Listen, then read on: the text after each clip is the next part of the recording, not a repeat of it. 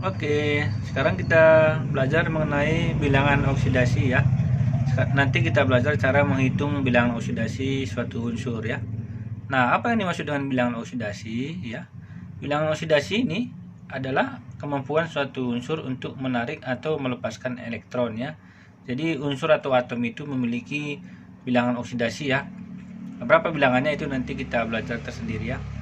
Nah, jika bilangan oksidasi unsur nanti positif, maka unsur tersebut cenderung melepaskan elektron ya. Jika bilangan oksidasi suatu unsur ataupun atom negatif, maka unsur tersebut cenderung menangkap elektron ya. Itu yang harus kita ketahui dulu. Kemudian, bagaimana cara menentukan bilangan oksidasi unsur tersebut? Ini kita lihat. Ini aturannya ya. Aturannya yang pertama, 1. Jika unsur tunggal dan tidak bermuatan bilang oksidasinya disingkat dengan biloks ya. Bilang biloksnya itu sama dengan 0 ya. Contohnya ini, kalau ditanya berapa biloks Na pada Na ini? Jawabannya 0 karena dia tunggal ataupun sendiri. Berapa bilang oksidasi Mg? 0 juga jawabannya karena dia unsur tunggal gitu ya. Nah, itu yang peraturan yang pertama. Pokoknya apa saja unsur kalau dia sendiri ataupun tunggal, biloksnya itu tetap 0 ya. Nah, kemudian yang kedua, senyawa yang terdiri dari unsur sejenis, biloksnya juga 0 ya. Senyawa yang terdiri dari unsur sejenis itu maksudnya unsurnya sama, biloksnya juga 0 di situ ya. Contohnya ini ya, Cl2 gitu ya. Kalau ditanya berapa bilangan oksidasi Cl pada Cl2, jawabannya 0 karena ini Cl dengan Cl gitu ya. Berapa bilangan oksidasi O pada O2? Jawabannya 0 juga. Berapa bilangan oksidasi P pada P4? Sama dengan 0 karena unsurnya sama semua. Ini juga biloksnya sama dengan 0. Oke. Berikutnya ini dia ya. Bilangan oksidasi H jika berikatan dengan unsur non logam adalah positif 1 dan negatif 1 jika berikatan dengan unsur logam, itu ya. Jadi hidrogen ini dia akan positif kalau dengan non logam, sedangkan kalau dia dengan logam dia akan menjadi negatif. Contohnya ini ya, ini. Berapa biloks H pada HCl? Jadi berapa biloks H pada HCl ini? H yang ini maksudnya. Jawabannya adalah positif 1 karena dia berikatan dengan non logam. Cl ini kan non logam ya. Berapa biloks oksidasi H pada O? Jawabannya juga positif 1 karena O ini non logam ya. Sekarang berapa biloks H pada NaH ya? Na ini kan logam. Jawabannya negatif 1. Ya, ditanya lagi berapa bilangan oksidasi H pada CaH2? Jawabannya juga adalah negatif 1 karena kawannya ini adalah Ca ini adalah logam ya. Seperti itu penjelasannya. Kemudian biloks O dalam senyawa adalah negatif 2. Jadi dalam senyawanya nanti dia negatif 2 kecuali ya peroksida ya. H2O2 biloks O sama dengan negatif 1. Jadi kecuali dalam H2O2 ini dia biloks O itu selalu negatif 2 gitu ya.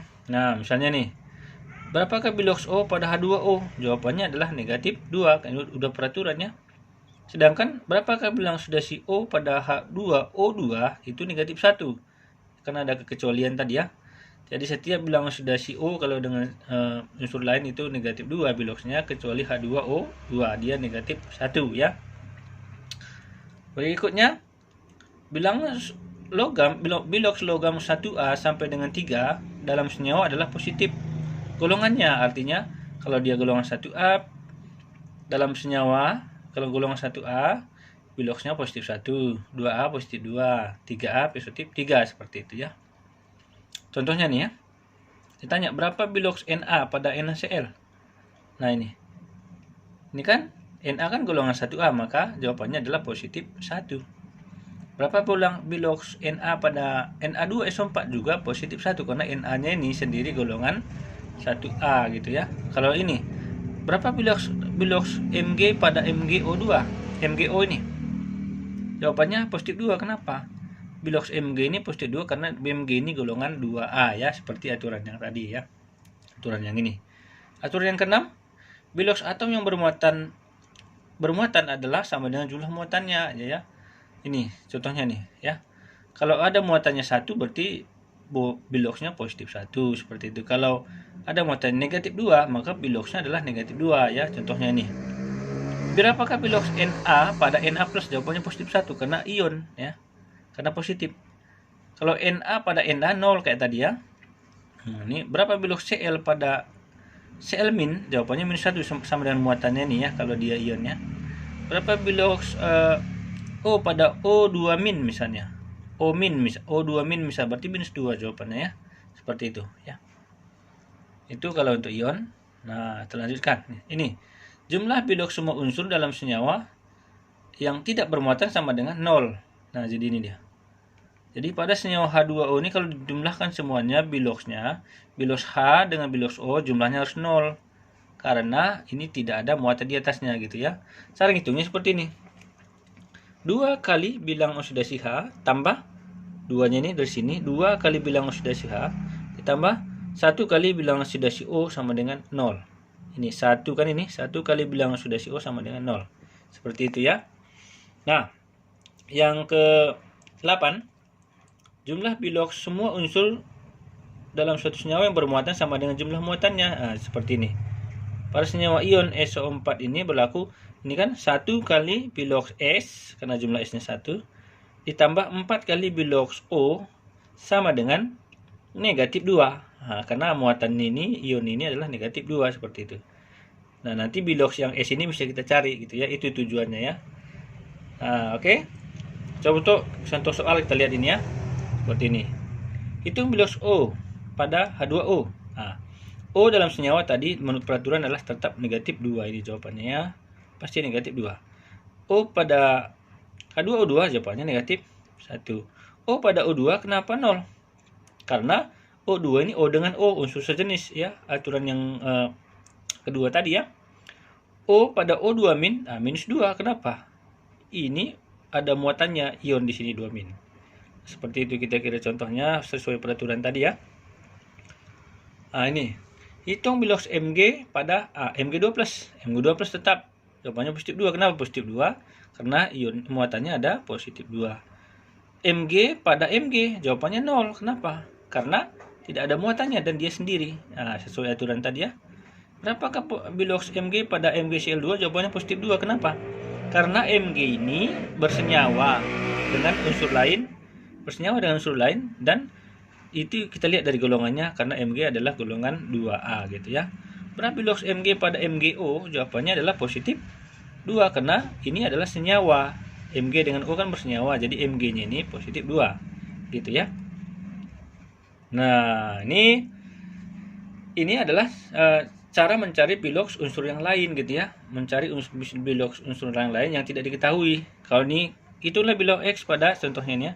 Hitunglah bilox S pada H2SO4. Nah, kita tahu kan O dalam senyawa negatif 2. H, nah supaya lebih jelas kita lihat ke sini ya. Nah, pertanyaan tadi, berapakah bilox S pada H2SO4 ya? Tadi kan H ini dalam senyawa kan tetap positif 1. Nah, O dalam senyawa, ini kan senyawa ya, tetap negatif 2 gitu ya. Untuk mencari bilox X, caranya gini. 2 kali bilangan oksidasi H, ini dari sini 2 kali bilangan oksidasi H, ditambah, berapa jumlah S1 kan? 1 kali bilangan oksidasi S, ditambah, ini, 4 kali bilangan oksidasi O sama dengan 0. Gitu cara mencarinya ya.